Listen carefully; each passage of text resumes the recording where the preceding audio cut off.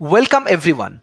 Today we have another new episode, and this is all about Indonesia and Indonesian university, education, research, Muhammadiyah society. And we have a very important guest from Indonesia. He is Professor Iwan Satriawan, and he will describe about Indonesia. He will describe about his organizations.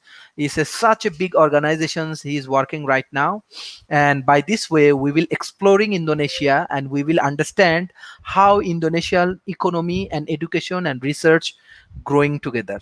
So hello sir, how are you? Hello, how are you, Sarif? Thank you very much. I'm fine. Yes, thank you.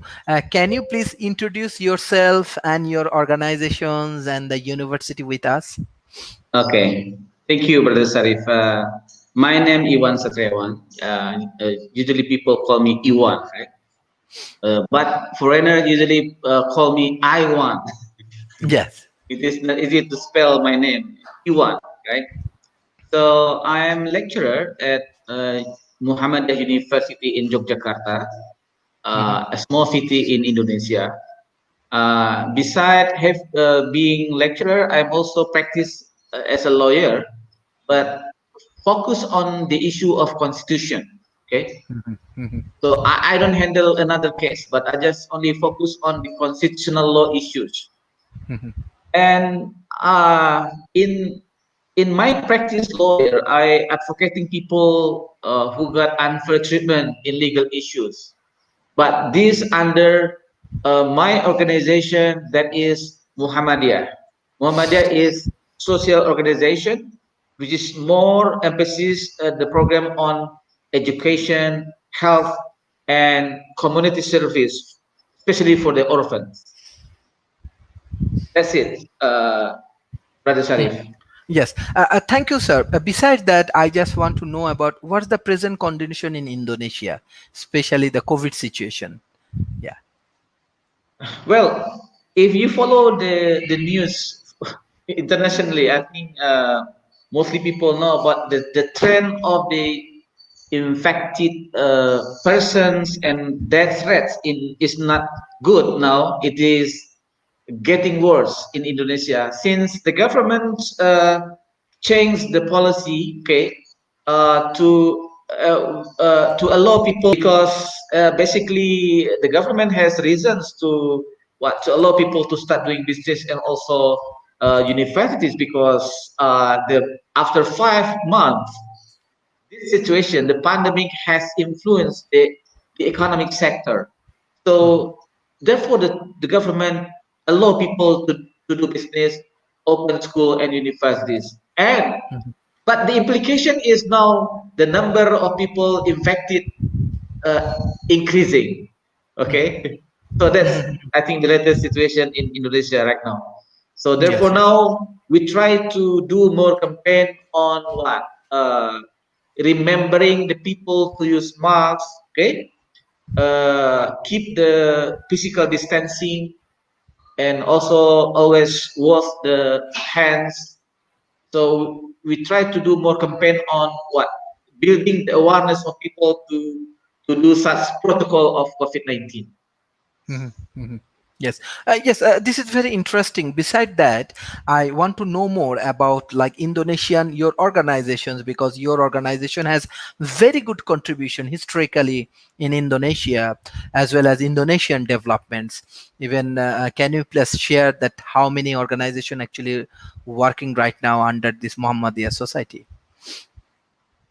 Okay, thank you, Brother Sarif. Many scholar actually has observed and written about Muhammadiyah. If you read some books, you will find that some scholar, even the foreigner, has done research on Muhammadiyah. Muhammadiyah is one of the strongest civil society. What it was established. It was established in 1912. So it means that older than the country, older than Indonesia. So the founder of Muhammadiyah is one of the founder of Indonesia. You know, the founder of Muhammadiyah include in the preparation of the independence of Indonesia. So this organization focus to help the poor, right? The weak, the orphan through education, health, and community services. If you look at data now, I have to deliver this to inform this data. Until now, Muhammadiyah organization has around 4,623 kindergarten, okay, and then 2,252 elementary school, 1,100 junior high school, 1,291 senior high school, 67 Islamic boarding school, 172 universities, 2,119 hospitals around Indonesia, and we have also 318 house for orphans. Okay, and then many mosques and 6,000 masjid and also 5,000 of musalla around Indonesia. And now Mhm, these activities going what larger, because we also have a branch in some countries. We have a school in Australia, in Melbourne. Okay, we mhm, have also schools in we have also branch in Malaysia and some other countries.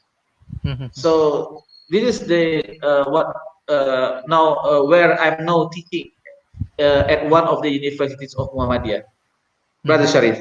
Yes, yes. Thank you. This is actually huge activities, but Yes. I just want to know, like example, how the history that how it's grow, because when they have to build up too much of universities, schools, hospital, research centers, it's actually historical activities, and they have to do lot of hard works and lot of contribution. I want to know more about who is actually founder of this Muhammadiyah society, Okay. how they grow these things, how many professors actually contributing, and how many students actually getting these supports from your Muhammadiyah society. Okay. Thank you very much, Brother Sharif. I think if we talk about Muhammadiyah, we have to say a very important name that is Ahmad Dahlan. Mhm, So the name of the founder of Muhammadiyah is Ahmad Dahlan. Okay, so he established this organization. So Ahmad Dahlan is basically a trader, businessman. Yeah, mhm. Bati, Sharif, No, the actually, yeah. what the Yes, yes, yes, yes. the Dress. national dress of Indonesia. We call Yes, it Bati. So yes, yes, yes. basically, Ahmad Dahlan is the businessman in producing Bati, but he is also an ulama. He graduated Mhm, from Makkah, from Saudi Arabia, and he went back to Indonesia in 1910 or 12. He see the situation of Indonesia that many Muslim people uneducated. Many Muslim people uneducated. We have problem with the health issues. Okay, and so therefore, in the beginning of the building of the organization, mhm, beside doing dakwah activity as Muslim organization, Ahmad Dahlan tried to build what we call as schools, okay, hospital, house for the poor, okay. So these activities getting bigger and getting bigger until now. We have a huge number of schools, huge number of Islamic boarding school, university, and also hospital. So mhm, this this activity really come from the bottom up activities. So we don't depend too much on government. mhm, Okay, and to some extent we support government. mhm, I give for example, Brother Shari, when now Indonesia facing the pandemic COVID-19 situation. and our government has a problem with the health facilities, number of hospitals that are able to what to accept the patient, okay, the infected person. And there are hundreds of this hospital on of Muhammadiyah around Indonesia help the government to help people where which infected by the COVID-19. Okay, so we help government in overcoming the issues of pandemic COVID-19. Mhm. Yes, yes. This Yeah, this is very good initiative. People like me, we can learn that how actually we should contribute for the society, how we should take care about the society. Beside that, I want to know, because you are expert of constitutional law as well as yeah, leaderships and this kind of things. Can you share that how actually Indonesian constitution work, and what we can learn about the Indonesian constitutions, and it's one of the biggest Muslim countries as well. So yeah. yeah. Well, that's interesting question, Brother Sarif. I think, of course, talking about constitution is a very large issue, but I'm going to point out some issues. So regarding Muhammadiyah, I think one of the important issue of the constitution is the right of people to get good education, because education is very important. Some scholars argue that education is the highest level of politics, Mhm. long-term program. Mhm. So it is not instantly produce something, but it it affect in very long term. So therefore, education is the most powerful weapon that we can use to change the world, right? To change our society. So so therefore, education is one of the important right of the citizens. The problem is, Brother Sharif, we just depend on government regarding the education. Sometimes, Sometimes the government has limited resources to provide to cover all number of population. 2.7 million of population that Mhm. the government has to to serve. Mhm. So the public university cannot accommodate all the number of population necessary. So therefore, in this sense, the Muhammadiyah given contribution to to serve the right of people to get a good education. So that's what the issue of the issue of constitution. Also health, the right to live healthy, right? The right to live healthy. If people are not healthy, they cannot learn, they cannot work. So health issue is very important. Health also one of the constitutional issue. So I think I'm going to emphasize this issue. But usually, if I'm when I teach in class, when we talk about constitution, of course we talk about how the government govern the society, state organs, etc. And I think now Indonesia now is facing the challenges how to what how to find out a good leader to manage this country. So therefore, we need to reform our election system, right? We have to reform our electoral system.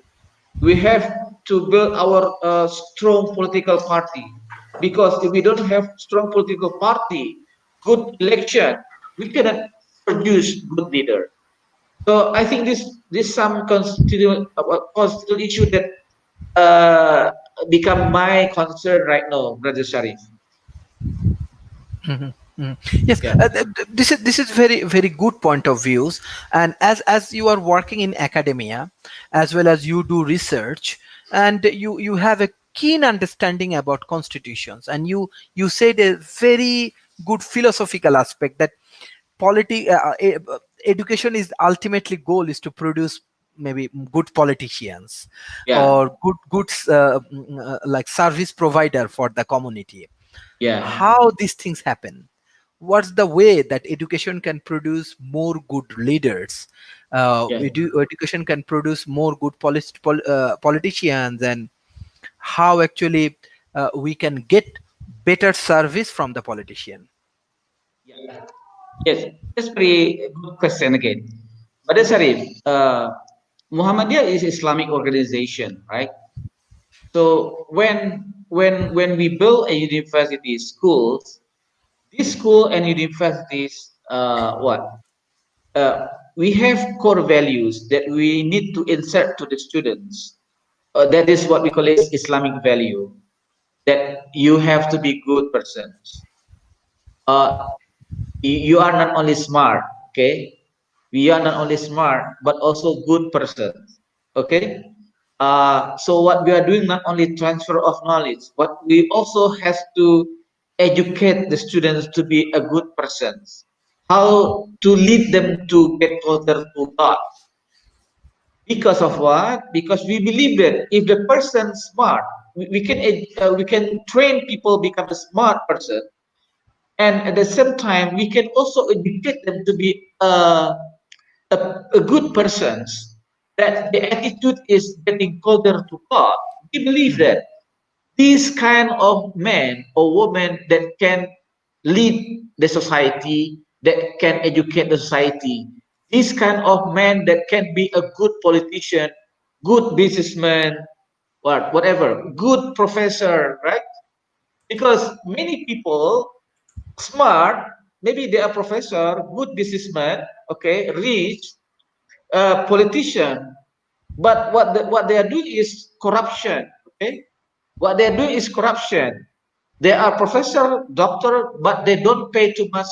They don't care about the society. They don't care about the poor. Okay? What they serve is the rich, but they forget the poor.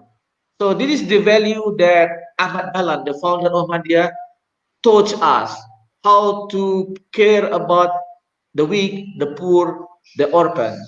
You are not good Muslim if you don't pay attention a lot to the poor, the weak, and the orphans. That's the theology of the organization, Mhm. Brother Sharif. Mhm. Yes. Thank you. Like this is very interesting discussion philosophically and Yeah. academically. It's a very good discussions, and practically you implement these things, that how small initiative can change the society. This is also very Yes. important. So beside that, I want to know, like example, your society name Muhammadiyah society, how actually Islamic philosophy, Islamic thoughts actually help your organizations to grow big, or what the inner philosophy we can learn from this Muhammadiyah society, and our audience also can understand the philosophy of Muhammadiyah society. Yeah. Well, Brother Sharif, I think this issue that we are now doing our best effort to inculcate the value to all activities of our organization, including the university, schools, right? So, for example, Brother Sharif, in our university, in all universities of Muhammadiyah, we have particular subject that teach students how to be a good Muslim. We call it Islam and Muhammadiyah. So they know Islam, but they know also why the Muhammadiyah was established by Ahmad Dahlan. So what is the main goal of the organization? That is to help people, right? To help the poor, to help the weak. So in our curriculum, there are particular subject of the university curriculum consists of some subject that allow us to teach students to inculcate the value of Islam and also the spirit of Muhammadiyah. So it also regularly programmed in also in schools, okay, in some activity of our social organization, something like that, Sharif. Mhm, mhm. Yes. Uh, uh, uh, Thank you, sir. Thank you, sir. This is very interesting discussions. I want to know, like, uh, Indonesia is a biggest Muslim country. So, Yeah. what's the Indonesian culture you want to share with us? Indonesian culture, values, Indonesian peoples. We want to know the beautiful things about Indonesia. Okay, Brother Sharif, I can tell you one. If you meet Indonesian, okay, in outside, okay, you'll find different faces, right? Mhm, Some Indonesian like me, like Indian, right? mhm, Even when I was in Europe, people call me as Indian. Are you Indian or are you mhm. Bangladesh? No, Yes, yes. I'm Indonesian. And some if you meet some, you will see the face like Chinese, Mhm, the Indonesian like Chinese. Some like some like people from Papua. It is more like the African, right? Like mhm, African. You see mhm, our football player. This is like African, right? mhm, So some of us like Arab, some of mhm, like Arab, some mhm, of like Portuguese, right? Yeah, like European. So if you look at the faces of Indonesia, you will look at the colorful of Indonesia. So mhm, basically, we consist of very colorful races, colorful tribes. Okay, mhm, we hundreds languages in Indonesia. Okay, so Indonesia is basically is a plural society, mhm, but majority of the Indonesia are Muslim. mhm, Okay, so even in the Muslim Indonesia in around 87%, but we allow people non-Muslim to live together in Indonesia. No, no problem. All right, no problem. So therefore, in Indonesia, we have also many Christians, Catholic, Hindu, Buddhist, etc. So mhm, basically, Indonesia is a plural society. mhm, So at the same time, it can be strange, but at the same time, it is also can be what it is not easy to manage the country with a huge number of populations, okay, with different color. I think mhm, that's Indonesia. And the second, Indonesia is a rich country. mhm, Okay? We have here. Okay, you what we have what huge number of natural resources. mhm, Okay, we have ocean. mhm, We have many beaches. So mhm, Indonesia is full of rich of natural resources. So this is Indonesia. The unique of Indonesia is colorful, diversity, unity in diversity. That's it. mhm. Sorry. Yes, yes. Yeah. Thank you, sir. Thank you, sir. Besides that, I want to know, like example, you are working in the research arena, as well as you are working with the uh, leadership development and this kind of things.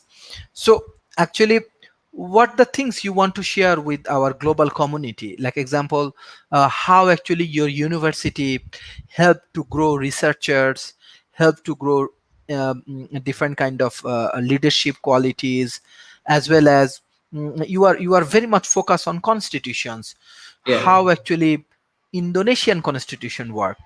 Yes. Yeah. Okay. If we observe further the ultimate goal of our universities. Okay. Uh, Muhammadiyah is social organization that try to develop science. Okay.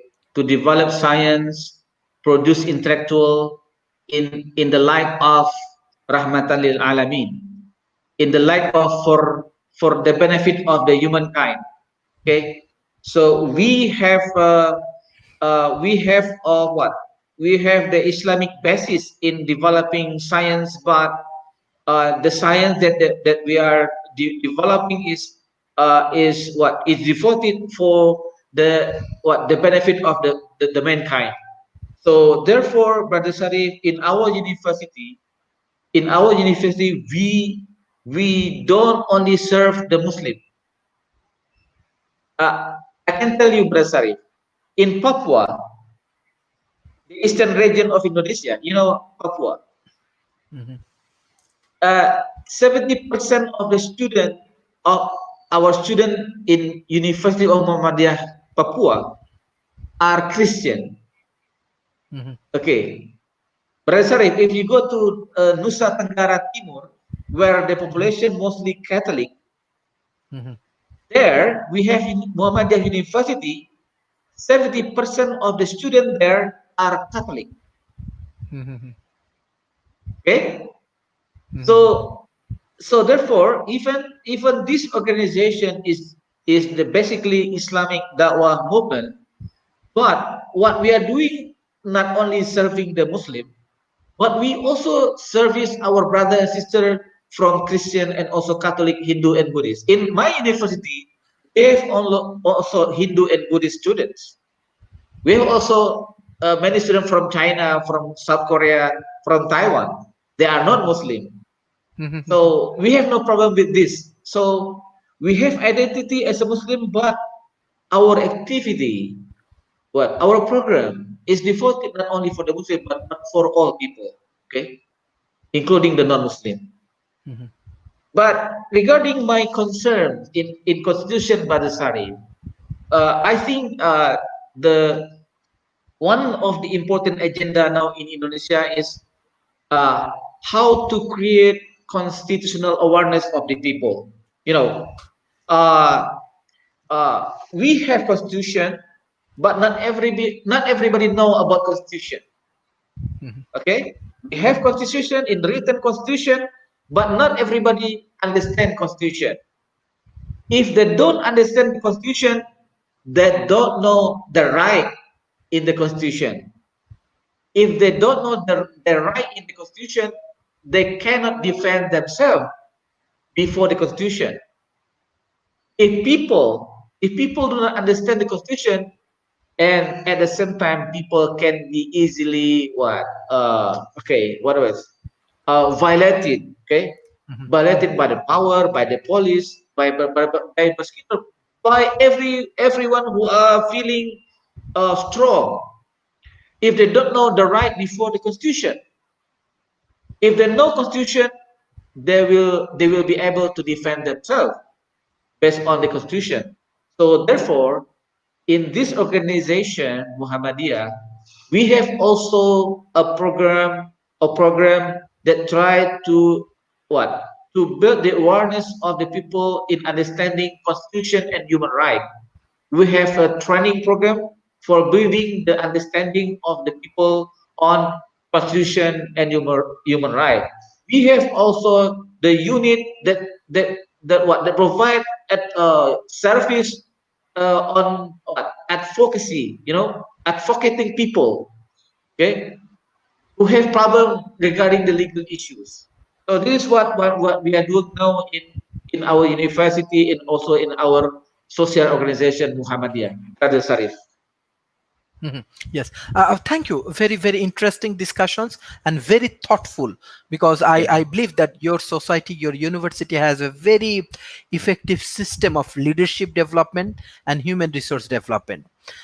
I want to go to more deeper and understanding, because already there is an audience response. He's Araf Meras. He said, "Thank you, sir. It's a meaningful event for us. I want to know what the things we should focus on developing the leadership. This is like when you develop the leadership, what area you do focus." Second things, Mohammad Shoail Rana, he said, "Thank you, sir. Excellent program. I want to know what is the dominant of the current system of the Indonesia constitutional developments." So how do you want to give the answer regarding Number one leaderships first. and reader? Yes, yeah. Okay. Brother Sarif, I have done some research in the past ten years. I have done research focused more on the constitutional court. Mhm. I observed the development of the constitutional court, and I conclude that one of the problem of our court is about the capacity of the judges and also integrity of the judges. Okay, uh, we want to reform our society, and one of the tools to reform the society is the judiciary. But if judiciary led by someone who has problem with the integrity, we cannot reform the judiciary. The judiciary become one of the problem. Mhm. They don't solve the problem, but they are part of the problem. Mhm. Because of what? The issue of integrity. So this is a big issue, how to produce a judges with full of integrity. The root is education. Again, education from the law school. Okay, how the law school set the curriculum that can make sure that the student that they produce have commitment to what to the values, to integrity when they practice as a professional, whether as a judges, prosecutor, or lawyers. And now we have problem. Now we have problem in lawyering. We have problem in prosecutor. We have problem also in police and also judges. So what can we do if they are part of the problem? So my answer as a lecturer is we have to reform our legal education system to produce a better professional in legal area such as prosecutor, lawyers, and also judges. That's my first answer to what to Mhm. the first what participants. Mhm. Is there And any question?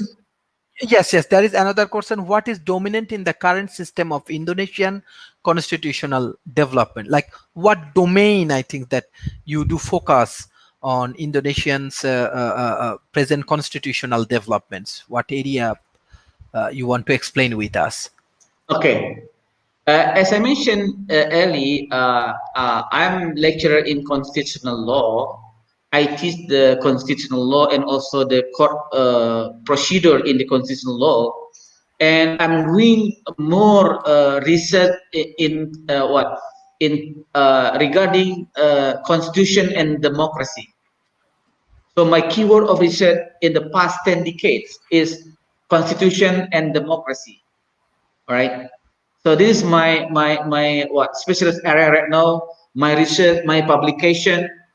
So if there are audience here, okay, are interested in the same area with me, so let's join together. So Mhm. I know that we have problem, the same problem in our country. How to what? Uh, how to make the constitution alive, Mhm. right? Because uh, what in many situations the constitution only become what become the constitution in written constitution, but it is not applicable, right? So how can we make the constitution alive? Mhm. So through education, through research, okay, through publication, okay, we have to make people aware. Mhm. To be aware, they have to understand. Mhm. Mhm. So the key is education. Mhm. So therefore, we need to have a very good law school, and we have 100 law schools. Mhm. So that's our contribution to Indonesia. Mhm. Maybe we are not at the best of the law school, but uh, our what our some of our law school of Muhammadiyah University are including of 100 best school or 50 best law school in Indonesia from what from 2136 law school.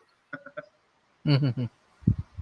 Yes, yes, this is very interesting, very interesting.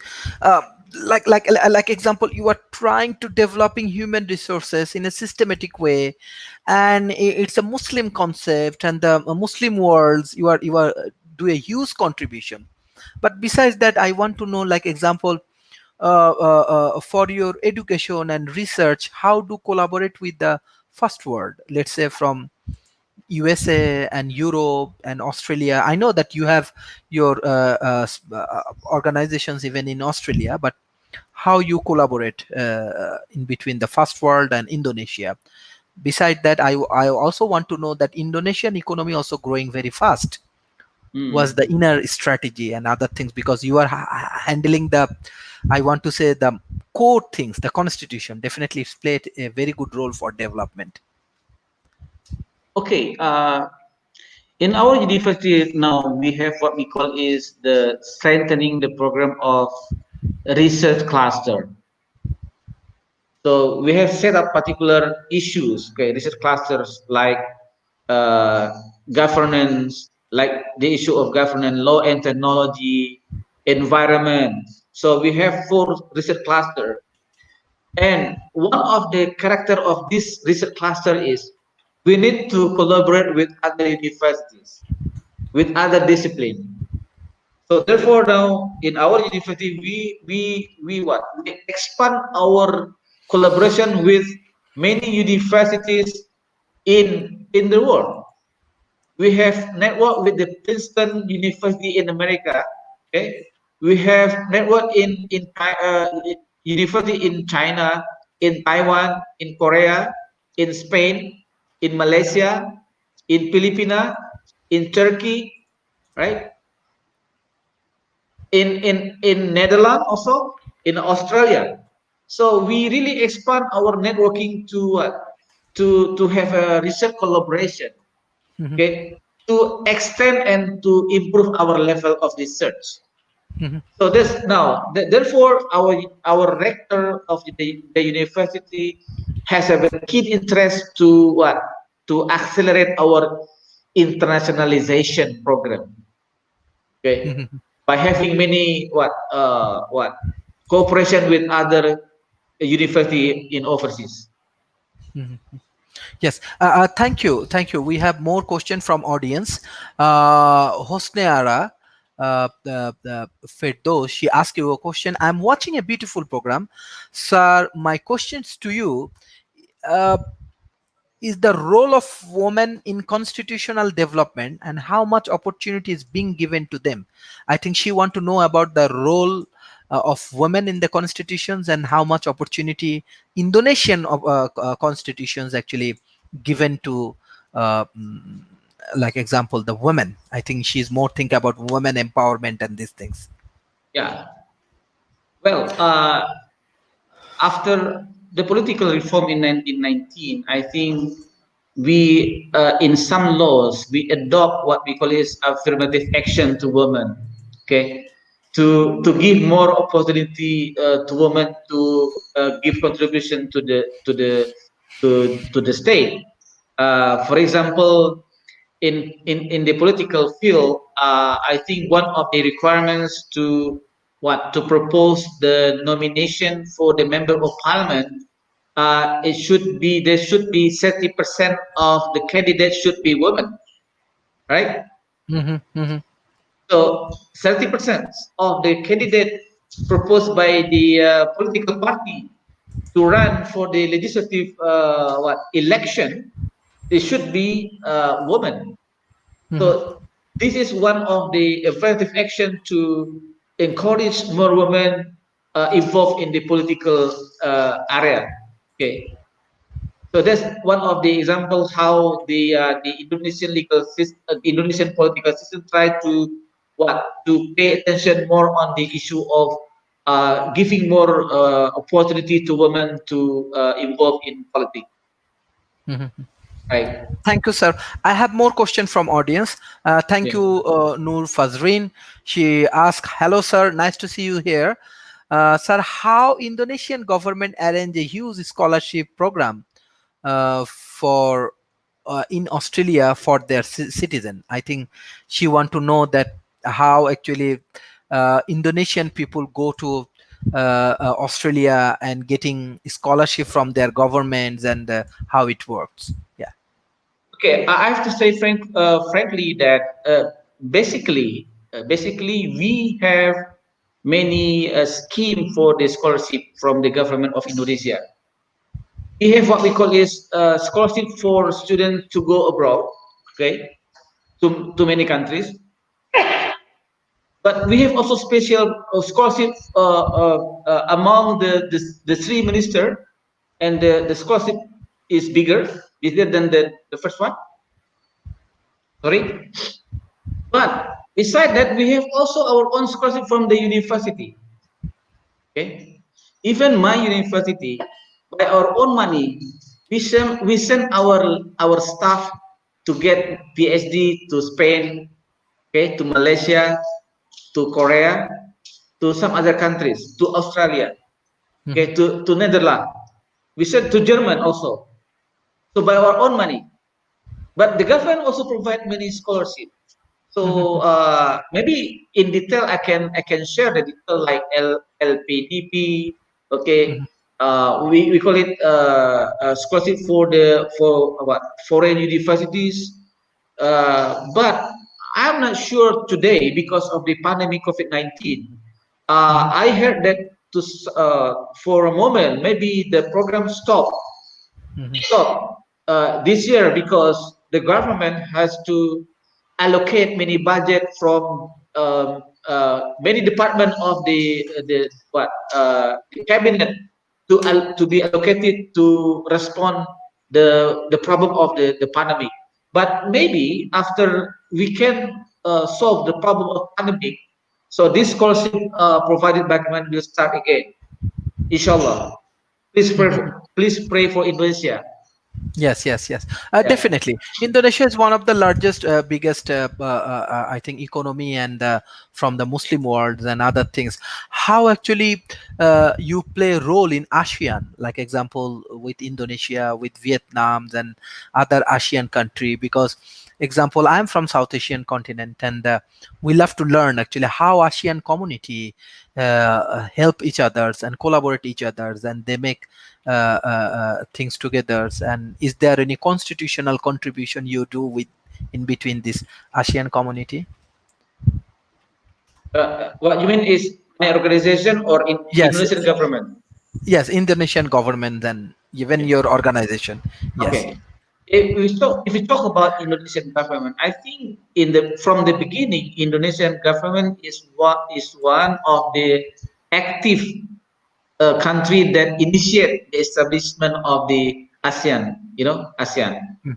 And until today, I think Indonesia has an important role as the biggest country among the East Asian countries, okay, in ASEAN. So Indonesia always give many contributions to the what to the development of the program in ASEAN countries, including also in what we call is what economic society, uh, economic society of ASEAN. Okay, so that's I think the government has done their best to the contribution of the ASEAN countries. But beside the government, the civil society is also a very good contribution to the connection between the ASEAN countries.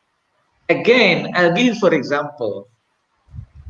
I have one association of the legal scholar in ASEAN countries that we have annual conference. Annual conference.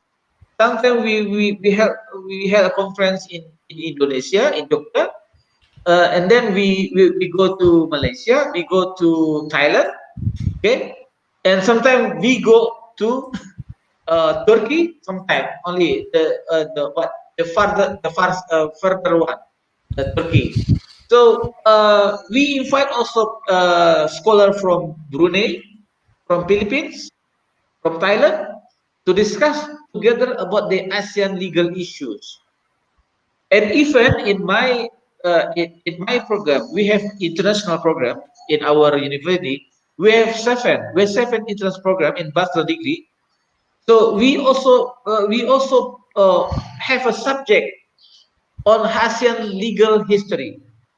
Okay, ASEAN legal history, comparative constitution in ASEAN countries. So we insert this subject to our curriculum. So uh, again, we have also student exchange, Brother Sharif. We send students to Malaysia, we send students to Thailand. We send students to Philippines. We send students also to what? Thailand, to Brunei also. So beside from state to state, the civil society, the university have also important role in connecting people among the ASEAN countries through university. Mhm. Mhm. Yes, Yeah, this is very interesting things that only in between academia and academic relationship we can build a better ecosystem. We can yeah, build up better things. Even World Talent Economy Forum, we have Asia Research and Development Institute, we yeah. have Al Noor Good. Academy, and we are Yeah, trying to do more research, more collaborations, and more. We are looking for more research partner like your university. Yes, inshallah. inshallah. So, sir, I want to know more. Like, we know that Indonesia has youth community. They have many Yes. young community. So, what's their dream? What they want to be? Like example, they want to be like Elon Musk, or they have different hero. Well, yes. I think if you want, if you of course we want to be a big, not to be a small country. Why we have to be a big country? Because we can help people more. We can help people more, the poor and the weak among us. I think that's it. Because if Indonesia is a large country, a big country with a number of population, of course we have also big obligation to help others. But of course, if before we help others, we have to overcome our own problem. Inshallah, if we work together, hand in hand, to solve our problem in our country, okay, share ideas, conducting activities together to solve our problem together, so we can help. So there is more audience response. I think he is Shahinul Islam. He said, "Nice to see you here, sir. Do you think that educational institution can play the only role in building leadership?" Sure, we cannot have a good leader if we don't have a good education. Education number one, right? Because education will improve the level of the knowledge of the leader. Education will calculate the values to the leader, right? So I believe that education is the most powerful weapon to change ourselves, to change our society. So therefore, I devote myself to be a lecturer. Okay, because that's my. I feel that that's my talent. Some ask me to be politician. Some ask me to be the judges. But no, I prefer to be lecturer because I believe education is very important. Education is the highest level of politics. Very Okay. interesting. It's Yeah. philosophically, this is very positive. That Yeah. ultimately politics and better policy can give a better citizenship. I personally believe that, and this is really amazing philosophical aspect you have. I want to know more, like example, how Muslim community can grow together, how we can do more work together, how we can do more intellectual work. I want to more focus on intellectual work. What's your advice? What's your suggestion? My suggestion is we have to have some collaborative programs.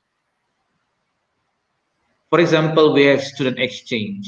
Okay, we have done it with Malaysia a lot, with 4 university or 5 universities in Malaysia. We send students. A year maybe send 100 students. Malaysia also sends students to Indonesia. And then student of Indonesia and Malaysia know each other, understand each other, okay? And maybe 20 years later, there will be a leader of Malaysia. There will be a leader of Indonesia, right? When they are both from both countries become leader in the country, they can work together again. That one program. Second, the staff, the lecturer. Now I have research, collaborative research with professor from Malaysia. Okay, my friend also have program with other student from other lecturer from Thailand.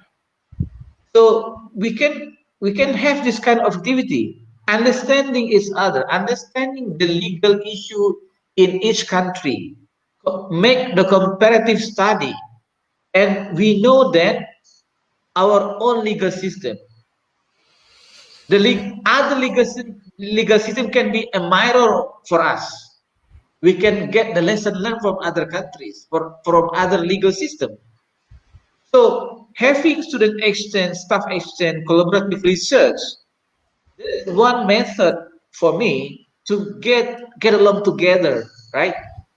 Maybe after that we can talk about further activities. Maybe doing business, After student exchange, collaborative research, the next step is collaborative business. I think this easy, right? If we try to understand each other in the beginning. Mhm. Yes, this is actually very good initiative, and your organization has, and they are really really good example for Muslim community as well as for the modern world as well. I want to know more. Like beside that, there is a question from audience. She's Humaira Tanzila. She said, "Hello, sir. Thank you for your time in this session. What about women participation in the Indonesian politics?" Well, I think the what I'm not saying there's many, but I think the contribution of the woman in Indonesian politics is quite significant because if you see the member of parliament, okay, uh, I think the woman in parliament is quite many, and you see now in Indonesia many governor, mayor, regent are women. Okay, many region, governor, mayor are women. Okay, one of the big province in Indonesia in Eastern Java, East Mhm. Java. Okay, East Java, one of the big province in Indonesia. The governor is woman. The mayor in the capacity is woman. Okay, and Mhm. I see in many region the mayor and also the region are women. So I think we don't have problem with with giving opportunity to women to involve in political area. Mhm. Yeah. Mhm. Yes, yes. Thank you. That like example, there are many women already participant, and they ask you question like Humaira Tanzila, Hosneara Firdos, Noor Fazrin. On behalf of them, I want to ask you question: how women can develop the leadership quality? that's that's nice question.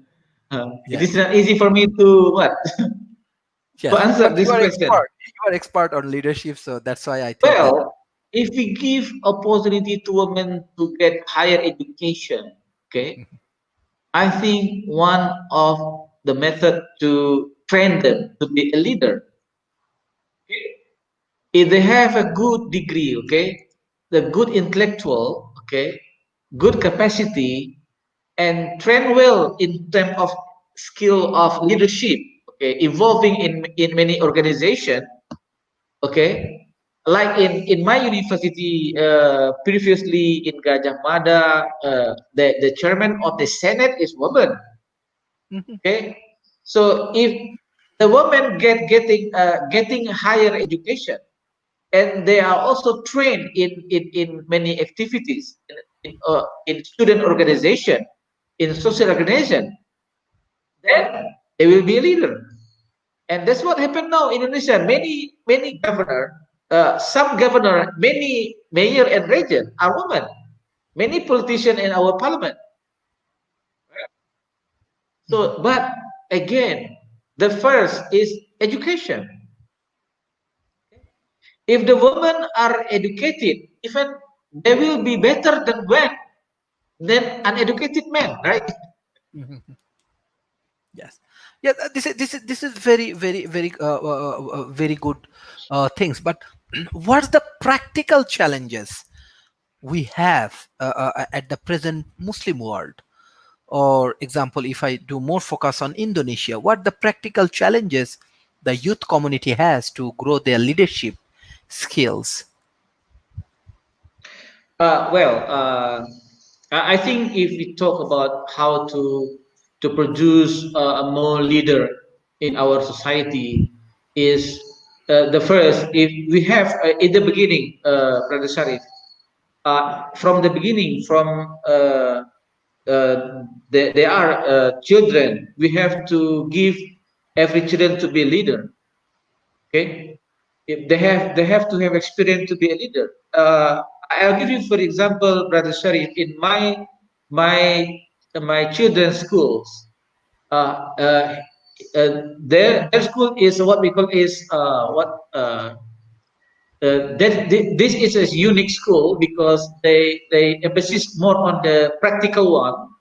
They go outside, they go to the mountain, they go to the river. Okay, they do what we call is flying folk outing class. Okay, so and all the times, every year the what you call it, chairman of the class change.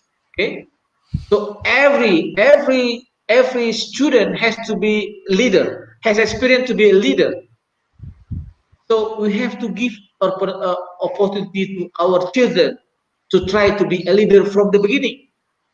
And I found that in one school, and therefore I put my daughter. I have two daughter, and two daughter are there, Mhm, because I know the what the credo of the school is uh, to produce good good person and leader, mhm, not only good person, because many good person, but they are not leader.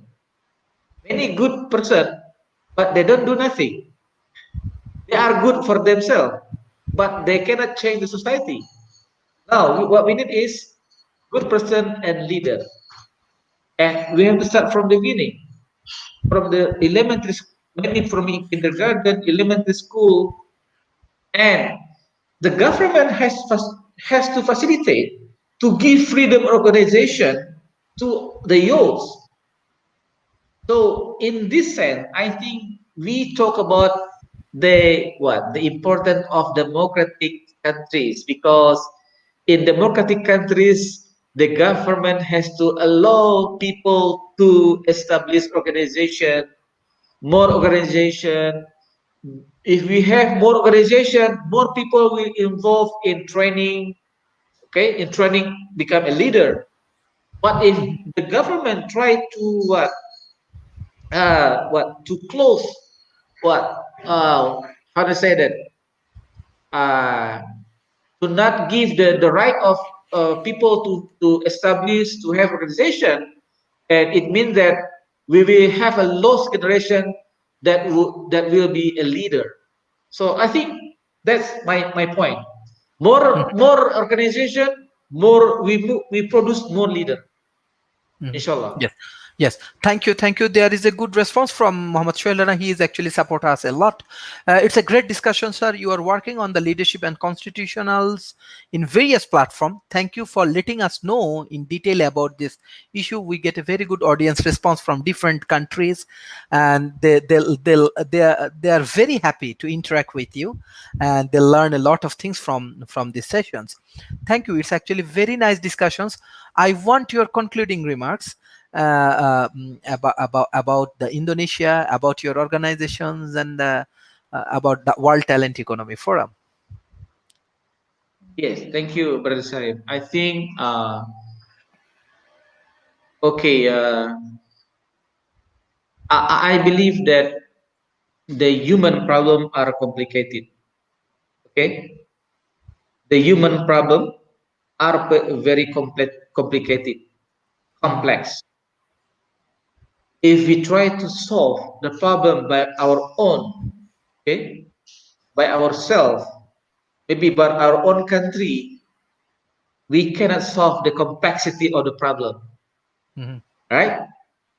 We can solve the complexity of the problem if we unite, if we get along together. Okay, I think that's human characteristic that we need to understand. Uh, Even though the problem is very serious and complex, but if we unite together, we get along together, we can solve the problem of the human beings. Mhm. I think that's what we need to go hand in hand together among Indonesia, among Malaysia, what among India, what among Bangladesh, Mhm. Pakistan, and other countries, even Mhm. European countries, Middle East countries. Mhm. This word, this word is enough for us because Allah gave us this word to live. Okay, but this word is not enough for the greedy man and woman. Mhm. So therefore, Yeah. we need to understand. Mhm. Okay, education again. How education educate people to not to be a greedy man and woman. Mhm. Because once they become greedy, the world cannot satisfy them. Cannot satisfy them. Mhm. Thank you, sir. This is actually very nice discussions for World Talent Economy Forum. We will try to explore your message, explore your organization's good initiative around the world as much as possible, and hopefully we will work together. Especially we have Asia Research and Development Institutions, Okay. and we love to contribute in research. We love to collaborate with the research organizations. Even we also try to contribute in the industry and academia, especially developing the youth community. And this is the way we are as a team. We are working together, like we are trying to grow and we are trying to enrich our community. So professor like you, those who are can help us a lot and support us a lot, and your organizations, definitely with our team in the future after this pandemic we will visit Indonesia and we will Inshallah. visit your lovely organizations. Thank you. And Please contact me. Don't yes, forget thank to you. contact me. Thank you, and send our regards to your universities and your academic peoples and your students. Hopefully, it will be very very bright future for Indonesia, and Indonesia hopefully a great example from for around the world. Yes, thank you, Thank you very much, thank you. Brother Yes, Sarif. assalamu alaikum. Waalaikumsalam warahmatullah. Yes, thank you. See you, Brother Sarif. Yes, assalamu alaikum.